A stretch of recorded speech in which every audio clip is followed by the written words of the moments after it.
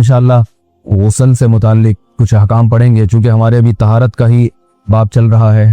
غسل کب فرض ہوتا ہے اور غسل کا طریقہ کیا ہے؟ رسول اللہ صلی اللہ علیہ وسلم نے فرمایا ان اللہ لا یستحی من الحق، اللہ تعالی حق بات کو بیان کرنے سے حیا نہیں کرتے۔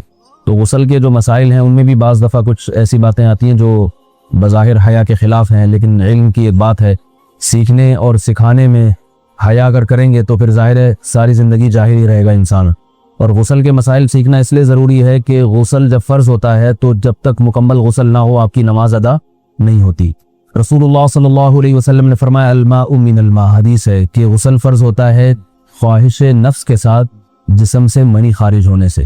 مرد پہ غسل کب فرض ہوگا؟ جب اس کے جسم سے شہوت کے ساتھ منی خارج ہو۔ منی بالکل سفید رنگ کی چیز ہے، ایک ہوتی ہے مزی۔ شہوت پیدا ہونے سے اگر کسی کے مرد یا عورت کے صرف رطوبت خارج ہونا شروع ہو گئی اس سے غسل فرض نہیں ہوتا۔ جب تک مکمل شہوت پوری نہیں ہو جاتی اور مادہ منویہ خارج نہیں ہو جاتا، چاہے احتلام کی صورت میں ہو یا کسی بھی طرح سے ہو۔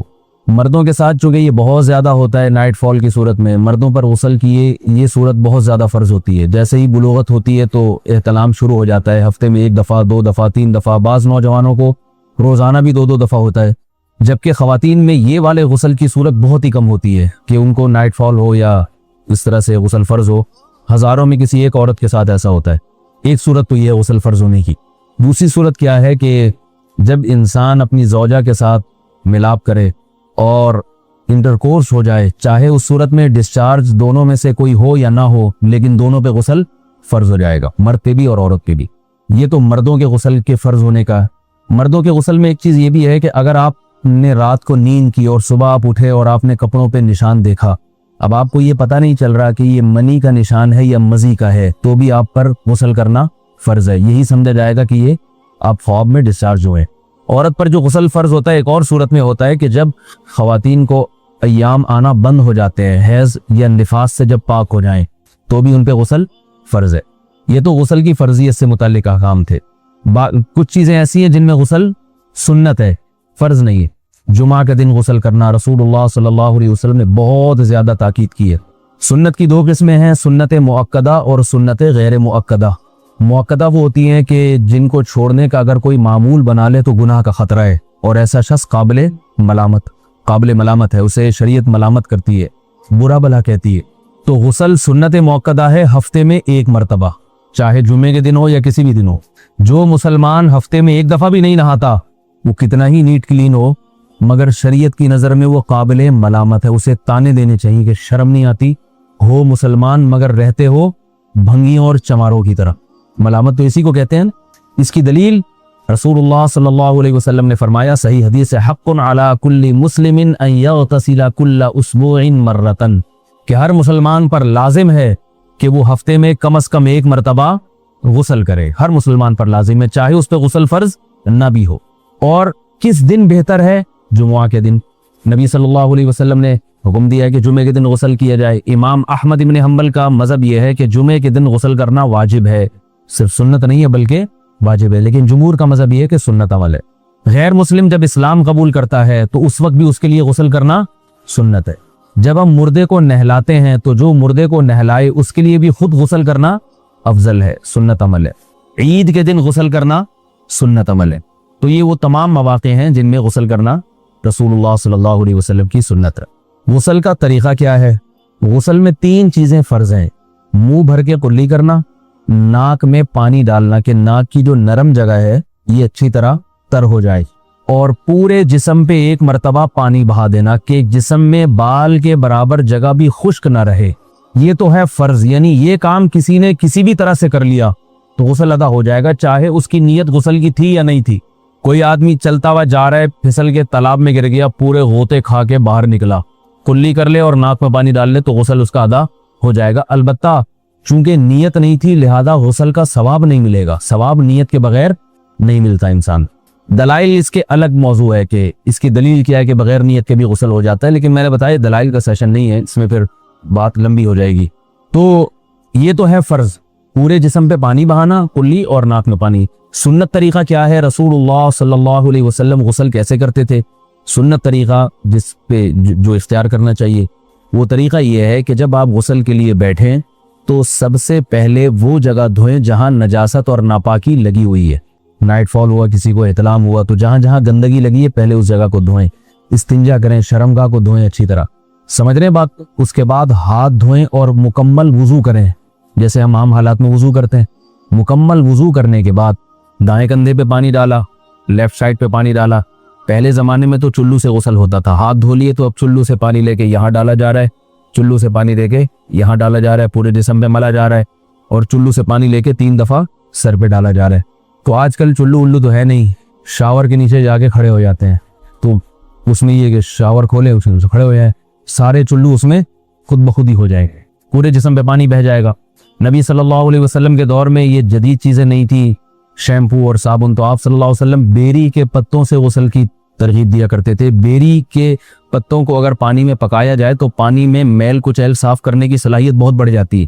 ہمارے زمانے میں اس تکلف کی ضرورت نہیں ہے, صابن ملتے ہیں اس سے نہا لے آدمی, نہایا کریں. بہرحال کہنے کا مقصد یہ آپ لوگوں سے, تو یہ سنت طریقے سے غسل ہو جائے گا آپ کا.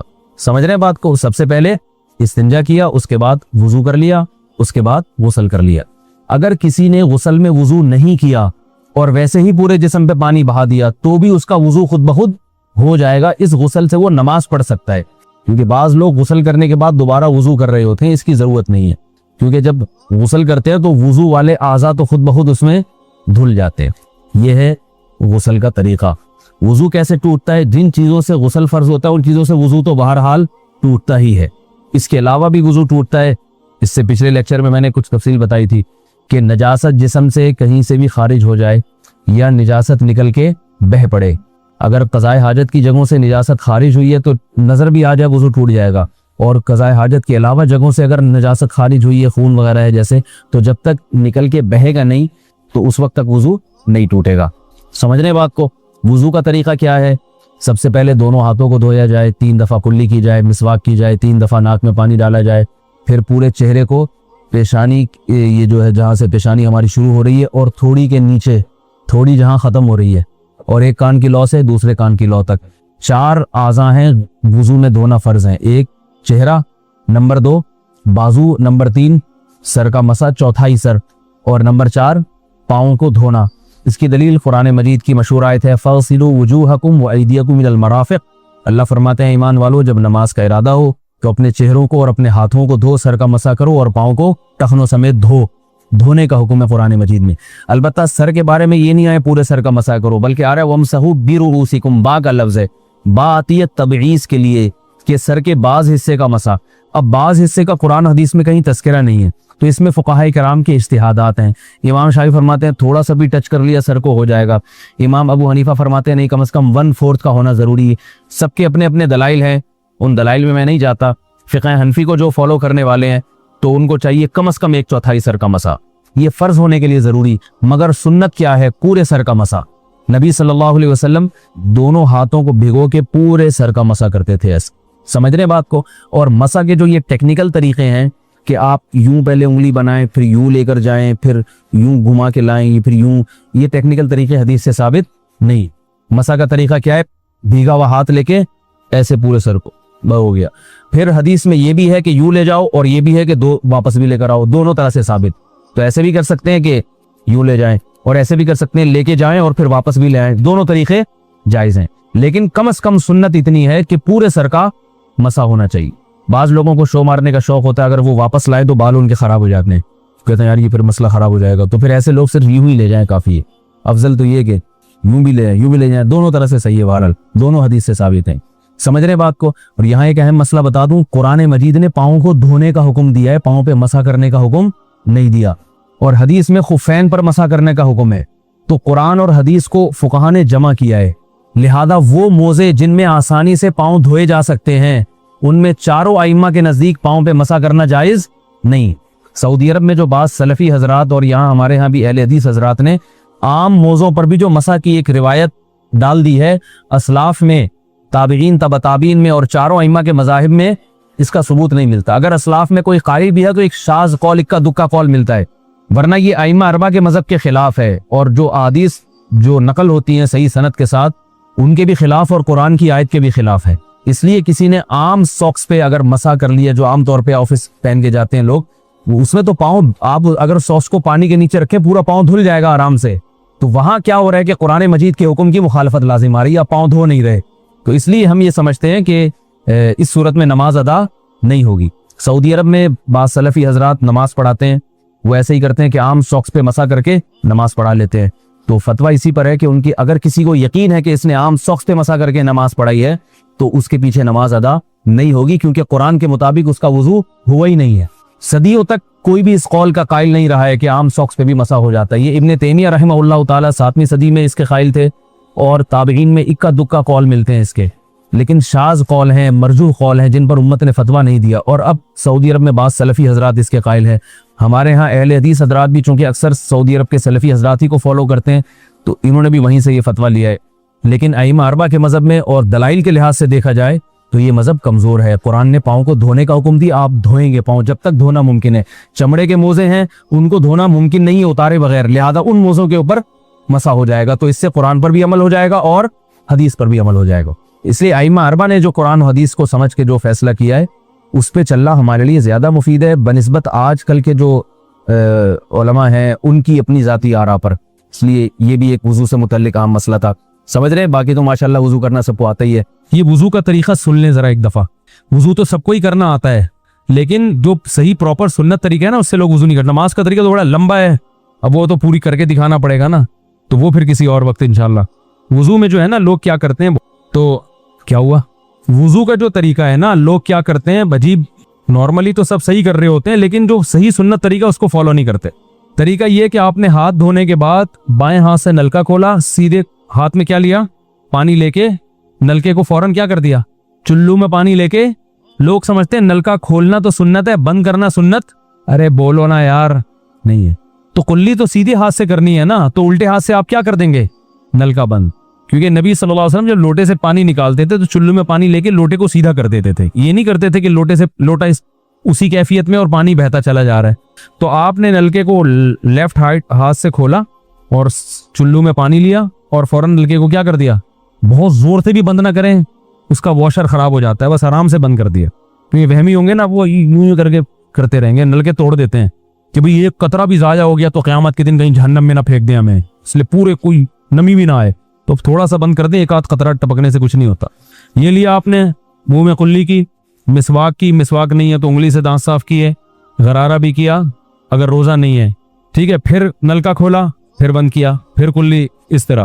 پھر نلکا کھول کے دائیں ہاتھ میں پانی لیا, ناک میں نرم حصے تک پانی پہنچا کے اچھی طرح ناک کو صاف کرو. نلکا پہلے وہ ویسے ہی بند ہو چکا ہے, اب ناک کو اچھی طرح صاف کریں سامنے والے کا خیال کر کے.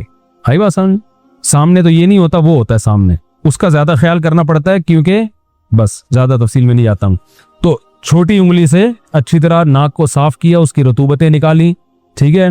پھر نلکا کھولا, دوبارہ پانی لیا, پھر اسی طرح ناک میں بولو بھائی ڈالا, اور نلکا اسی وقت جب چلو میں پانی بھر گیا نلکا اسی وقت کیا کر دیا. اللہ نے 2 ہاتھ اسی لیے دیے ہیں کہ اس سے نلکا بند کیا جائے اور اس سے کیا کیا جائے, بولا. تو پھر یوں کیا, پھر 3 دفعہ, 6 چلو پانی خرچ ہوا نا, چلو اس کو کہتے ہیں, 6 چلو پانی خرچ ہو گیا.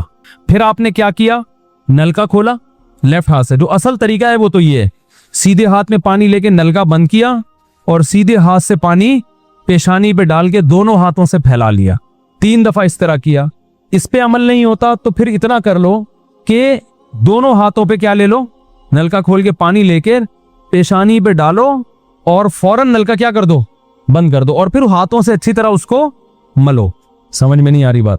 تو یہ عمل کتنی دفعہ کیا, نلکا ہر دفعہ میں بند ہو رہا ہے. ہمارے یہاں جس ٹائم پہ نلکا کھلتا ہے تو جب تک وضو مکمل نہیں ہو جاتا بند ہونے کا نام نہیں لیتا. 3 دفعہ آپ نے منہ اچھی طرح دھو لیا.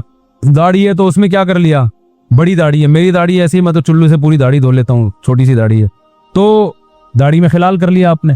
اس کے بعد آپ نے بازو کیسے دھونے ہیں, بازو دھونے کا بھی یہ طریقہ ہے. لیفٹ ہاتھ سے چلو میں پانی لیا, جب سیدھے ہاتھ میں پانی آئے گا تو یوں کیا. قرآن میں کیا ہے کہ قمتم للصلاۃ فاغسلوا وجوہکم وایدیکم الی المرافق, اپنے ہاتھوں کو کوہنیوں تک دھو. بتایا دھونے کا عمل ہاتھ سے شروع ہوگا, ختم کہاں ہوگا, پانی یوں نہیں بہانا, اس طرح بہانا ہے پانی, یہاں سے یوں جائے, اور اس میں فائدہ یہ ہوتا ہے کہ بالوں کا جو رخ ہے نا نیچے کی طرف ہوتا ہے. جب پانی اپوزٹ سائڈ میں جاتا ہے تو اسکن اچھی طرح گیلی ہو جاتی ہے, سمجھ رہے ہو. تو آپ نے یوں لیا اور ہاتھ سے اچھی طرح ملا. اس ملنے پہ زیادہ زور لگانا ہے, ہم پانی پہ زیادہ زور لگا رہے ہوتے ہیں. پھر یہ بھی ہو سکتا ہے کہ دونوں ہاتھوں سے لو, دونوں ہاتھوں سے نلکا کھول کے دونوں ہاتھوں سے پانی لے کے, کیونکہ اس میں زیادہ پانی آ جاتا ہے, تو پانی لے کے آپ نے لیفٹ ہاتھ کو بھی یوں کیا نا, تاکہ یہ پانی بھی ادھر ٹرانسفر ہو اور یوں چلا جائے. اس طرح سے آپ نے دوسری دفعہ دھو لیا اور نلکا کیا کر دیا, بند. پھر تیسری دفعہ بھی ایسا ہی کیا. یہ جو ہوتا ہے نا یوں یوں یوں کر کے رگڑے لگا رہے ہیں نلکے کے نیچے, ایسے یہ نہیں ہوتا, یہ سنت طریقہ نہیں ہے. نبی جس برتن سے وضو کرتے تھے تو اس طرح چلو میں پانی لے کے اس طرح وضو کیا کرتے تھے, غسل اسی طرح ہو جاتا تھا. تو اب پھر لیفٹ میں بھی ایسے ہی ہے, لیفٹ میں پانی ڈالا اور سیدھے ہاتھ سے سہارا لے کے کیا کیا, دونوں ہاتھوں کا پانی ادھر آ جائے گا. ایک دفعہ دھل گیا, اچھی طرح مسئلے کونیوں تک پہنچ جاتا ہے, اور پریکٹس کے بعد تو بہت اچھا ہو جاتا. اس کے بعد آپ نے کیا کیا, سر کے بالوں کا مسا. سر کے بالوں میں جو یہ ہے یہ طریقہ کچھ بھی نہیں ہے, کہیں بھی ثابت نہیں ہے. سیدھا آپ نے ہاتھ گیلے کیے, پیچھے لے گئے. ایک حدیث میں صرف یہاں تک آتا ہے, ایک حدیث میں واپس لانا بھی. تو دونوں طریقے ہیں مسا کے, صرف پیچھے لے جاؤ یا پیچھے لے جا کے پورے سر پہ ایسے ہاتھ پھیر لیا, کیا ہو گیا سر کا مسا. پھر انگلیوں کا, وہ کانوں کا, الاذنان من الراس حدیث میں آتا ہے, کان کس میں سے ہیں, سر میں سے. کیا مطلب, اس کے لیے نیا پانی لینے کی ضرورت نہیں ہے. کان کا مسا کیا اور کانوں کی لو کا مسا کیا. گردن کا مسا بہت اختلاف ہے اس میں. احناف کے ہاں سنت, احناف بھی نہیں کہتے, افضل ہے, بہتر ہے. سنت کے لیے جتنی مضبوط دلیل ہونی چاہیے وہ گردن کے مسا پہ نہیں ہے, اس لیے احناف کا بھی فتویٰ یہی ہے کہ بہتر ہے, کر لو. سنت نہیں, زیادہ اس کو مستحب کہا جائے گا. تو گردن کا مسا کر لیں تو بھی ٹھیک ہے, نہیں کریں بولو بھائی ٹھیک ہے. لیکن یہ جو یہاں کا مسا نہیں ہوتا, بعض لوگ پوری گردن کو یوں کر کے لا رہے ہوتے ہیں, ایسا نہیں ہے. تو گردن کا مسا یہ جو یہاں سے کیا جاتا ہے, یہ پچھلے جانب سے ہمارے حضرت اس کے قائل نہیں تھے. وہ کہتے تھے مسا جہاں بھی شریعت میں ملتا ہے یہاں سے ملتا ہے. تو ان کی رائے یہی تھی کہ اگر گردن کا مسا کرنا ہے تو گردن نہیں, گدی کا مسا تو یہاں سے کر لے. لیکن یہ کوئی نہ سنت مؤکدہ ہے, نہ کوئی زیادہ تاکید ہے اس کی. کوئی کرے ٹھیک ہے, نہیں کرے تو بھی ٹھیک ہے. تو اس کے بعد اس لیے کہ بہت سے لوگ اس کے قائل نہیں ہیں تو ان سے بحث نہ کریں, ٹھیک ہے نا. بہت سے لوگ نہیں کرتے گردن کا مسا, بہت سے علماء فقہاء اس کے قائل نہیں ہیں. اس کے بعد آپ نے پاؤں دھونا ہے. تو پاؤں میں بھی یہ کہ قرآن نے کیا کہا کہ الل کعبین, انگلیوں سے شروع ہوگا اور ٹخنوں تک پانی جائے گا. تو انگلیاں رکھیں نلکے کے نیچے اور لیفٹ ہاتھ سے اس کو اچھی طرح کیا کریں, دھوئیں اور انگلیوں کا خلال بھی کریں. تو بہت چند سیکنڈ میں ہو جاتا ہے یہ کام. اور پھر نلکا بند کر دیں. پھر دوسرا پاؤں سیدھے ہاتھ سے نلکا کھولا, سیدھا ہاتھ نلکے پہ رکھیں اور الٹے ہاتھ سے پاؤں دھوتے رہیں. جیسے ہی دھل جائے تو میرا خیال ہے ایک مگا پانی بمشکل استعمال ہوتا ہے. ایک مگا جو ہوتا ہے نا نہانے والا. لیکن آج اگر جو لوگ وضو کر رہے ہیں نا, ان کا پانی اگر آپ دیکھ لو تو بالٹیوں کی بالٹیاں خرچ کر رہے ہوتے ہیں. اور معذرت کے ساتھ کم بختوں کا وضو پھر بھی نہیں ہوتا, پھر بھی ان کو شک ہوتا ہے کہیں کوئی جگہ خشک نہ رہ گئی ہو. تو وہمی نہ بنے, اس طریقے سے وضو کریں, یہ سنت طریقہ ہے. اور قرآن میں یہ بیان بھی یہی کیا کہ یہاں سے شروع کرو یہاں تک لے کے جاؤ. کافی زیادہ ہو گیا ہے. چھوٹے بچوں کا اور بڑوں کا لحاظ, یعنی تھوک اور ناک وغیرہ کپڑوں میں بدن پہ لگ جائے تو پاک ہوتے ہیں, نہ پاک ہوتے ہیں. اگر نماز پڑھنے بلی آ کر پاؤں چاٹنا شروع کر دے تو پاک رہے گا, بلی کا جھوٹا پاک ہے. اچھا بھائی, ظہر میں عصر کی نیت کر لی تو کیا حکم ہے؟ میں ظہر کی نماز پڑھنے جا رہا تھا لیکن نیت باندھتے وقت میں نے عصر کا لفظ بول دیا, تو کیا میری نماز ہو جائے گی یا نہیں؟ توفیق احمد, لدھیانہ, انڈیا سے. دیکھیں, آپ ظہر پڑھنے جا رہے تھے, دل میں آپ کے ظہر تھی. اگر آپ نے زبان سے عصر بول دیا لیکن دل میں ظہر ہی تھی تو آپ کی ظہر ہی کی نماز ہوگی. زبان کا اعتبار نہیں ہے, دل کی نیت کا اعتبار ہے. لیکن جب آپ نے زبان سے عصر بولا تو دل میں بھی آپ کے عصر تھا, تو پھر ظہر کی نماز آپ کی نہیں ہوئی. عصر کی بھی نہیں ہوئی کیونکہ عصر کا ٹائم ہی شروع نہیں ہوا تھا, اور ظہر کی ویسے ہی نہیں ہوئی کیونکہ آپ نے نیت عصر کی ہے. تو زبان کو نہیں دیکھا جائے گا, دل میں آپ کے کیا تھا یہ دیکھا جائے گا. نام رکھنے سے پہلے عقیقہ کرنا.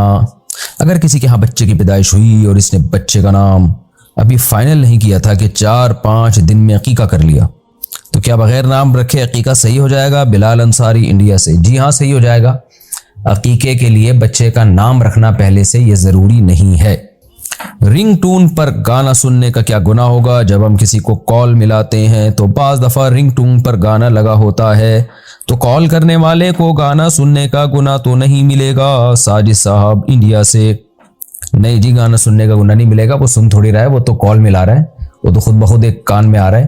تو آپ غور نہ لگائیں, اس پہ دھیان نہ دیں, اس سے لذت حاصل نہ کریں.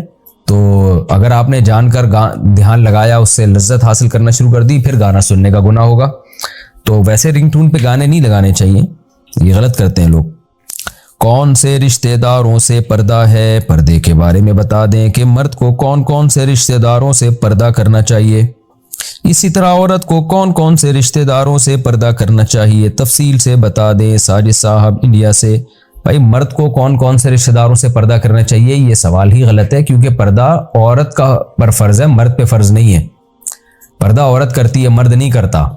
مرد کو تو یہ ہے کہ کسی غیر محرم کو تاڑ کے نہ دیکھے اور بری نیت سے نہ دیکھے، تو یہ ہے مرد پر احتیاط لازم ہے. عورت پر یہ ہے کہ وہ پردہ کرے گی، وہ مرد کے سامنے آنے سے احتراز کرے گی، وہ اپنی باڈی کو، اپنے چہرے کو چھپائے گی، جو جوان عورت ہے. تو اب کون سی یہ اس عورتیں ہیں جن پر یعنی عورتوں پر اپنے کن رشتہ داروں سے پردہ فرض ہے؟ تو اللہ نے سورہ حجاب میں اور سورہ نور میں اس کی پوری تفصیل بیان کی ہے. یعنی پردہ وہ حکم ہے کہ محرم اور نامحرم کو بہت ڈیٹیل سے اللہ نے ایکسپلین کیا ہے سورہ نور میں اور سورہ احزاب میں. تو لا جناح علیہن فی آبائہن ولا ابنائہن، یہ پوری آیتیں ہیں. ولا یبدین زینتہن الا لبعولتہن او آبائہن او آباء بعولتہن او ابنائہن او ابناء بعولتہن او اخوانہن او بنی اخوانہن او بنی اخواتہن. یہ پوری اللہ نے سورہ نور میں ڈیٹیل بیان کی ہے. تو اس کا حاصل میں آپ کو بیان کر دیتا ہوں کہ عورت پر پردہ جن سے فرض نہیں ہے وہ جب پتہ چل جائیں گے تو ظاہر ہے اس کے علاوہ جتنے مرد ہیں سب سے پردہ فرض ہے، کیونکہ جن سے فرض ہے نا، جن سے پردہ، ان کی تعداد زیادہ ہے، تو ان کو نہیں قرآن نے بیان کیا. وہ تو بہت زیادہ کروڑوں اربوں لوگ ہیں جو جن سے عورت پہ پردہ فرض ہے. تو وہ تمام لوگ جن سے پردہ فرض نہیں ہے ان کو اللہ نے بیان کیا کہ بس ان سے نہیں ہے، ان کے علاوہ سب سے ہے. تو باپ دادا، اسی طرح نانا اور پرنانا، یہ جتنے بھی اصول ہوتے ہیں ان سے عورت پہ پردہ فرض نہیں ہے. اسی طرح اپنا بیٹا، بیٹی، پھر بیٹی کا بیٹا، بیٹے کا بیٹا، جس کو فرو کہتے ہیں، یعنی آپ کی اولادیں، پوتے، نواسے، سب ان سے بھی پردہ فرض نہیں ہے. اسی طرح اپنے سگے بھائیوں سے یا سوتیلے بھائی جو باپ شریک یا ماں شریک ہوں ان سے بھی پردہ فرض نہیں ہے. پھر سوتیلے بھائیوں کے بچے، پھر ان کے بچوں کے بچے، کسی سے بھی پردہ فرض نہیں ہے. پھر بہنوں کے بچے جس کو بھانجا کہا جاتا ہے، بھانجوں سے بھی پردہ فرض نہیں ہے، چاہے سگی بہن ہو چاہے سوتیلی بہن ہو. سوتیلی کا مطلب باپ یا ماں دونوں کی ایک ہو، یعنی عورت کی جو بہن ہے تو اس بہن کی یہ ماں شریک بہن ہو یا باپ شریک بہن ہو یا دونوں شریک بہن ہو، تو تینوں قسم کی بہنیں اس میں داخل ہیں. تو ان کے آگے آل اولاد سے بھی پردہ فرض نہیں ہے.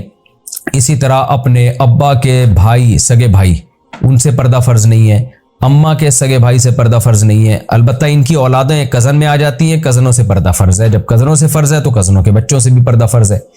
اسی طرح سسر سے پردہ فرض نہیں ہے، سسر کے ابا سے بھی پردہ فرض نہیں ہے، تو سسر کے نانا سے بھی پردہ فرض نہیں، یعنی سسر سے نہیں ہے تو سسر کے جتنے باپ دادے چاہے وہ ننیال سے ہوں یا ددیال سے، ان سے بھی پردہ فرض نہیں، وہ سب اصول میں آتے ہیں. تو یہ وہ رشتہ دار ہیں جن سے پردہ فرض نہیں ہے. ان کے علاوہ جو اسی طرح دودھ شریک بھائی ہو اس سے بھی پردہ فرض نہیں ہے. جیسے کسی خاتون نے بچپن میں دودھ پیا 2 سال سے پہلے کسی خاتون کا، تو جس مرد نے اسی خاتون کا دودھ پی لیا 2 سال سے پہلے، تو یعنی 2 سال کی عمر ہونے سے پہلے، تو یہ لڑکا اس لڑکی کا رضائی بھائی بن جائے گا. تو رضائی بھائی سے بھی اسی طرح پردے کے معاملے میں احکام ہوتے ہیں جو حقیقی بھائی سے ہوتے ہیں. یعنی اس کا بچہ رضائی بھانجا بن جائے گا، اس کا ابا رضائی ابا بن جائے گا. تو وہ بھی یعنی رضاعت سے بھی وہی احکام ثابت ہوتے ہیں پردے کے. تو یہ تمام لوگ ہیں. خلاصہ یہ ہے کہ جس سے بھی زندگی میں نکاح ہو سکتا ہے عورت کا اس سے پردہ فرض ہے، جس سے نکاح نہیں ہو سکتا اس سے پردہ فرض نہیں ہے. اچھا، اب یہ بھی ہوتا ہے بعض دفعہ سوتیلا بھائی ایسا ہوتا ہے کہ جس کا باپ بھی الگ ماں بھی الگ، تو ایسے سوتیلے بھائی سے پردہ فرض ہے. مثال کے طور پر آپ کے ابا نے کسی خاتون سے شادی کی، اس خاتون کے پہلے شوہر سے پہلے کوئی بیٹا موجود تھا، تو وہ بیٹا پھر آپ کے لیے نامحرم ہے، کیونکہ اس بیٹے کا ابا بھی الگ ہے اور اس کی اماں بھی الگ ہے. یعنی آپ کے ابا اماں سے وہ پیدا نہیں ہوئے، نہ ابا سے نہ اماں سے. تو اس لیے وہ سوتیلا، اگرچہ وہ آپ کے ابا کے لیے تو یعنی محرم رشتوں میں آئے گا، یا اگر خاتون ہے تو محرم رشتوں میں آئے گی، لیکن عورت کا اس سے پردہ یا لڑکے کا اس سے احتیاط کرنا فرض ہے، کیونکہ دونوں بہن بھائیوں کے ابا اور اماں دونوں کے الگ الگ ہیں. اچھا بھائی، سالی جو ہے نا اس سے نکاح حرام ہے بیوی کی موجودگی میں، مگر سالی بھی نامحرم میں آتی ہے. وجہ اس کی یہ کہ بیوی مر جائے تو سالی سے نکاح ہو سکتا ہے. تو زندگی بھر میں جس سے کبھی بھی نکاح ہو سکتا ہے اس سے پردہ فرض ہے عورت کا. اور دیور سے پردہ فرض ہے، جیٹھ سے پردہ فرض ہے، کزن سے پردہ فرض ہے. ان لوگوں سے آج کل لوگ پردہ نہیں کرتے. عورت کے لیے अपने शौहर के चचा, अपने शौहर के मामू, इन सब से पर्दा फर्ज है। इसी तरह किसी औरत के लिए अपने खालू से भी पर्दा फर्ज है। खालू से, खाला के जो शौहर है ना, खालू, उनसे भी पर्दा फर्ज है। तो ये है जी डिटेल। अच्छा भाई, निकाह से पहले होने वाले शौहर के लिए दुआ करना, यानी होने वाले शौहर के लिए निकाह से पहले दुआ करना, भी हुआ नहीं है, होने वाला है। मेरी खाला का बेटा मुझे पसंद करता है, मैं भी उसे पसंद करती हूँ। घर वालों ने हमारा रिश्ता भी लगा दिया है, कुछ वजह से अभी हमारा निकाह नहीं हो रहा है। क्या मैं जल्दी निकाह होने की दुआ मांग सकती हूँ? नीज़ अगर इसकी तबीयत ख़राब हो तो क्या मैं इसकी सेहत के लिए दुआ मांग सकती हूँ, या इसके कारोबार में तरक्की की दुआ मांग सकती हूँ? शाइस्ता परवीन इंडिया से जी दुआ मांग सकती हैं, क्योंकि रिश्ता तय हो गया। देखें, है तो वो 100% नामहरम कज़न है, तो जो भी नामहरम होता है, जवान भी हो, तो उसका नाम ले लेके उस अल्लाह से उसको अपने लिए मांगना, ये तो एक नामुनासिब चीज़ है। क्योंकि एक चीज़ आपका महरम रिश्ता बना नहीं है, तो उसको इतना प्रोटोकॉल देना और उसका बार बार दुआओं में तस्करा करना, ये बहरहाल एक मिजाज शरीयत के ख़िलाफ़ है ये चीज़। इस्लाम ये चाहता है कि जब तक कोई किसी से आपका रिश्ता कायम नहीं हुआ तो आपकी तवज्जो उसकी तरफ ना जाए। तो घर वालों को ऐसे मौके पे चाहिए कि जब एक चीज़ तय कर दी है तो निकाह कर दें ना। जब करना ही है तो निकाह कर दें, रुखसती बेशक बाद में कर लिएगा। तो ये हमारी सोसाइटी में एक बहुत ही बुरी चीज़ है, निकाह करके लटकाए रखते, निकाह किए बगैर लटकाए रखते हैं। फिर लड़का लड़की फ़ोन पे भी बात कर रहे होते हैं, एक दूसरे के लिए गिड़गड़ा के दुआएं भी मांग रहे होते हैं। तो ये चीज़ मिजाज शरीयत के बहरहाल खिलाफ है। तो आपको चाहिए कि आप क्योंकि लेकिन बहरहाल आपकी शादी होनी उसी से, अब वो बीमार होगा तो जाहिर है आपको एक टेंशन ही होगी कि ऐसा ना हो कि मेरा मियाँ बनने से पहले ही कोई मार्केट से ही शॉर्ट ना हो जाए, तो फिर आपको अपनी पसंद का मियाँ ना मिले। तो दुआ मांगने में कोई हरज नहीं है, लेकिन घर वालों को चाहिए कि इस आजमाइश में ना डालें लड़का लड़की को, इन दोनों का निकाह कर दें। फिर ये दोनों एक दूसरे के लिए हलाल हैं, फिर जितनी चाहे दुआ मांगे, नाम ले लेके दुआएं मांगे। तो अभी आप यूं मांग लिया करें दुआ, कभी वो बीमार हो या शादी में ताखिर हो रही है तो आप अल्लाह से दुआ मांगें, अल्लाह जो शादी मेरी मुकद्दर हुई है, जो मेरी निस्बत तय हुई है, तू मेरा निकाह जल्दी कर दे आफियत के साथ। और जो है मुझे वो बीमार हो जाए तो यूं दुआ मांग लिया करें कि अल्लाह मुझे आजमाइश से बचा, मेरा जहां निकाह तय हुआ है अल्लाह आसानी से ये निकाह आफियत के साथ मुकद्दर कर दे। इस तरह से दुआ मांगा करें, नाम लेने के बजाय ना यूं मांग लिया करें। तो अच्छा भाई, अगर चप्पल सामने हो तो क्या नमाज हो जाएगी? भाई बात यह है कि चप्पल पीछे हो तो चप्पल नहीं होगी। इंशा साहब ने इंडिया से पूछा है कि अगर नमाजी के आगे चप्पल रखी हो तो क्या नमाज हो जाती है? चप्पल हटाना जरूरी है? हो जाती है भाई नमाज। हमारे यहाँ तो आगे से भी नमाजें चप्पलें हटा लेते हैं। अच्छा, दोबारा दे दी ये कहा तो क्या तलाक हो जाएगी? 8 दिन पहले मेरा शौहर से झगड़ा हो गया, उन्होंने कहा मैंने तुझे 2 बार, अच्छा दोबारा नहीं 2 बार, उन्होंने कहा मैंने तुझे 2 बार दे दी। मैं समझी नहीं, मैंने पूछा क्या, तो मेरे ख्याल में उन्होंने बोला कि तलाक। लेकिन वो नहीं मानते कि मैंने तलाक कहा था, और ये भी कह रहे हैं कि मेरा तलाक देने का इरादा नहीं था बल्कि डराने के लिए बोला था। क्या इस सूरत में तलाक हो गई या नहीं? देखें, अगर पहले से ये बात चल रही थी, शौहर ने, लड़की ने कहा कि आप मुझे तलाक दे दें, या किसी ने कहा कि अपनी बीवी को तलाक दे दे, उस पे जवाब में शौहर ने कहा मैंने 2 बार दे दी, तो फिर 2 तलाकें हो जाएंगी। लेकिन कोई तलाक का तस्करा नहीं चल रहा था, ऐसे ही बैठे बैठे शौहर ने कहा कि 2 बार दे दी, तो ऐसे अल्फाज से तलाक नहीं होती। क्योंकि तलाक का सराहतन तस्करा हो कलाम में या दलालतन तस्करा हो, या ना सराहतन है दलालतन है। दलाल का मतलब ये कि जवाब में कहे।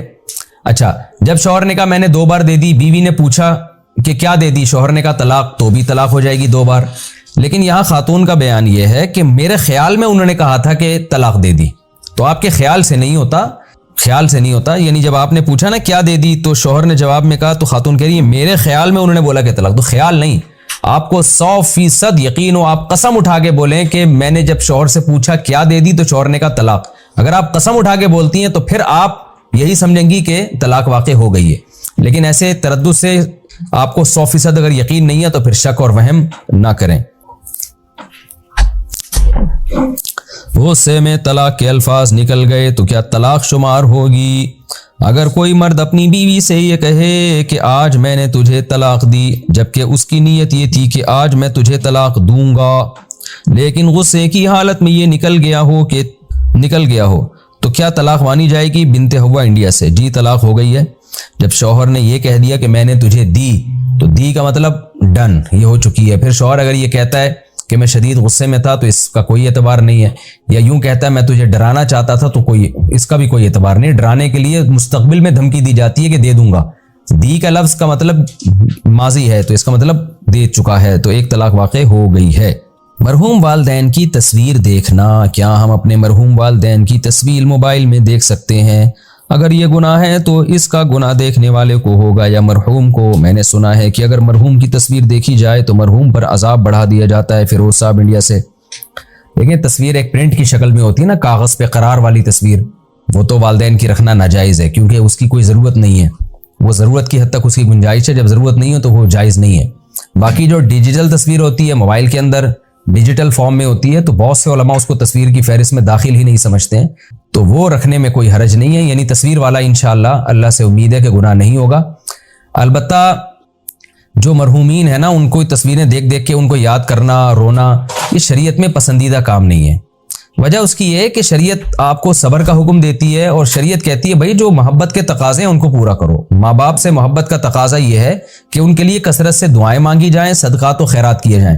تصویریں دیکھ دیکھ کے ان کو یاد کرنا اس کا کوئی فائدہ نہیں ہے، اور یہ بھی سوچنا چاہیے نا کہ دنیا مسافر خانہ ہے، وہ چلے گئے تو کل ہم بھی چلے جائیں گے۔